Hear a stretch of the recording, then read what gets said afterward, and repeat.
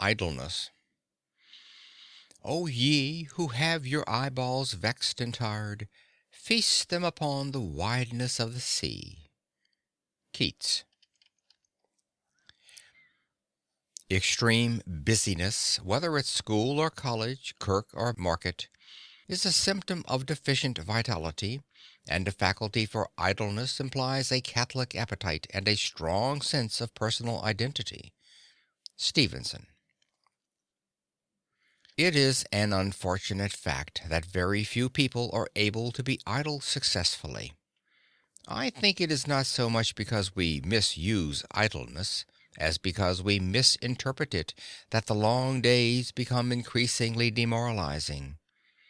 I would ask no one to accept a forced idleness without objection or regret. Such an acceptance would imply a lack of spirit, to say the least. But idleness and rest are not incompatible, neither are idleness and service, nor idleness and contentment. If we can look upon rest as a preparation for service, if we can make it serve us in the opportunity it gives for quiet growth and legitimate enjoyment, then it is fully justified and it may offer advantages and opportunity of the best. The chief trouble with idleness is that it so often means introspection, worry, and impatience, especially to those conscientious souls who would fain be about their business. I have for a long time been accustomed to combat the worry and fret of necessary idleness, not by forbidding it, not by advising struggle and fight against it, but by insisting that the best way to get rid of it is to leave it alone, to accept it. When we do this, there may come a kind of fallow time in which the mind enriches and refreshes itself beyond our conception. I would rather my patient, who must rest for a long time, would give up all thought of method, would give up all idea of making his mind follow any particular line of thought or absence of thought. I know that the mind which has been under conscious control a good deal of the time is apt to rebel at this freedom, and to indulge in all kinds of alarming extravagances. I am sure, however, that the best way to meet these demands for conscious control is to be careless of them, to be willing to experience these extravagances and inconsistencies without fear, in the belief that finally will come a quiet and peace which will be all that we can ask.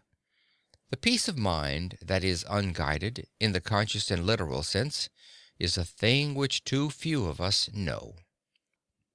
Mr. Arnold Bennett, in his little book, How to Live on 24 Hours a Day, teaches that we should leave no time unused in our lives, that we should accomplish a great deal more and be infinitely more effective and progressive if we devoted our mind to the definite working out of necessary problems whenever those times occur in which we are apt to be desultory. I wish here to make a plea for desultoriness and for an idleness which goes even beyond the idleness of the man who reads the newspaper and forgets what he has read. It seems to me better, whether we are sick or well, to allow long periods in our lives when we think only casually. To the good old adage, work while you work and play while you play, we might well add, rest while you rest, lest in the end you should be unable successfully either to work or play. A man is not necessarily condemned to tortures of mind because he must rest for a week or a month or a year. I know that there must be anxious times, especially when idleness means dependence, when it brings hardship to those who need our help. But the invalid must not try constantly to puzzle the matter out. If we do not make ourselves sick with worry, we shall be able sometime to approach active life with sufficient frankness and force. It is the constant effort of the poor tired mind to solve its problems that not only fails of its object, but plunges the invalid deeper into discouragement and misunderstanding. How cruel this is, and how unfortunate, that it should come more commonly to those who try the hardest to overcome their handicaps, to throw off the yoke of idleness and to be well. When you have tried your best to get back to your work and have failed, when you have done this not once but many times, it is inevitable that misunderstanding should creep in, inevitable that you should question very deeply and doubt not infrequently. Yet the chances are that one of the reasons for your failure is that you have tried too hard, that you have not known how to rest. When you have learned how to rest, when you have learned to put off thinking and planning until the mind becomes fresh and clear, when you are in a fair way to know the joy of idleness and the peace of rest, you are a great deal more likely to get back to efficiency and to find your way along the great paths of activity into the world of life. It is not so much the idleness, then, as the attempt to overcome its irksomeness that makes this condition painful. The invalid in bed is in a trap, to be tormented by his thoughts unless he knows the meaning of successful idleness. This knowledge may come to him by such strategy as I have suggested, by giving up the struggle against worry and fret.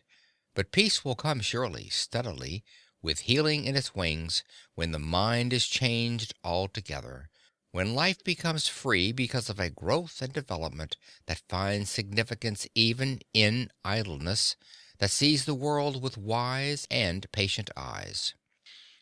In a way, it does not matter, your physical condition or mine, if our eyes have seen the glory that deifies life and makes even its waste places beautiful.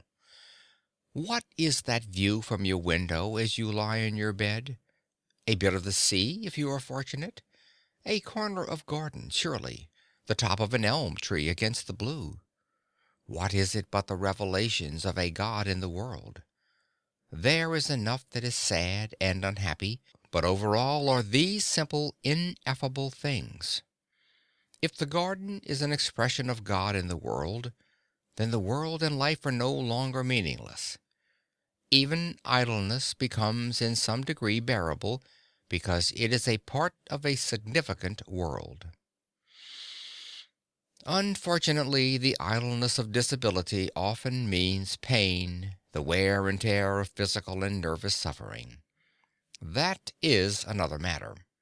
We cannot meet it fully with any philosophy. My patients very often beg to know the best way to bear pain, how they may overcome the attacks of nerves that are harder to bear than pain. To such a question I can only say that the time to bear pain is before and after. Live in such a way in the times of comparative comfort that the attacks are less likely to appear and easier to bear when they do come. After the pain or the nervous attack is over, that is the time to prevent the worst features of another. Forget the distress. Live simply and happily in spite of the memory, and you will have done all that the patient himself can do to ward off or to make tolerable the next occasion of suffering. Pain itself, pure physical pain, is a matter for the physician's judgment. It is his business to seek out the causes and apply the remedy.